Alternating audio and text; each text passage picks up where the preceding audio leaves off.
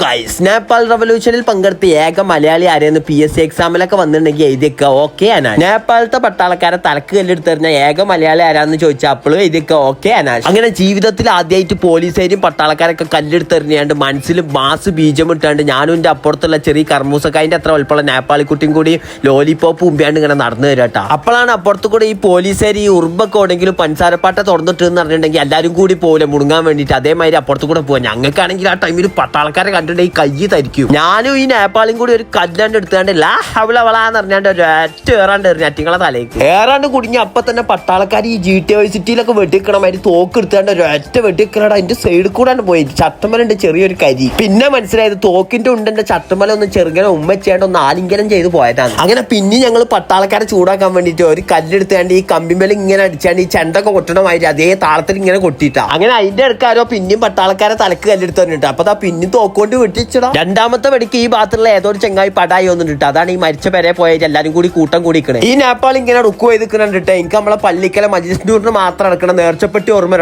ഒരു ചില്ലറ പൈസ കിട്ടാലോ ഇങ്ങനെ പൂതി കഴിഞ്ഞു മൂപ്പരോടെ തടി കിട്ടിയാലോ. വെട്ടിച്ച പട്ടാളക്കാരന്റെ മൂന്നൊക്കെ ഒന്ന് കൊടുക്കാൻ വേണ്ടിട്ട് ഞാൻ ഇങ്ങനെ അറ്റിങ്ങളെ എടുത്ത് ഇങ്ങനെ ഓടി പോവേനിട്ട് അപ്പോഴാണ് അറ്റിങ്ങളെ എന്തോ ഒരു ഗ്യാസ് പോലത്തെ ഒരു സാധനം അറിഞ്ഞിട്ടാ. ഫസ്റ്റ് ഞാൻ വിചാരിച്ച് ശ്വസിക്കാൻ കഴിഞ്ഞപ്പോ ഞാൻ ശരിക്കും മരിച്ചിരുന്നു. രണ്ടാമത് ശ്വസിച്ചപ്പോ ഞാൻ വിചാരിച്ച് മരിച്ചിരുന്നു. മൂന്നാമതൊന്ന് ശ്വസിച്ചപ്പോഴാണ് മനസ്സിലായത് മരിച്ചിട്ടൊന്നുമില്ല, ജീവനൊക്കെ ഉണ്ട്. എനിക്ക് കുറച്ചും കൂടി പറയാണ്ടിട്ടാ. ഞാൻ മുഖമൊക്കെ ഒന്ന് കൈകിട്ട് വരാം എന്നിട്ട് പറഞ്ഞുതരാം.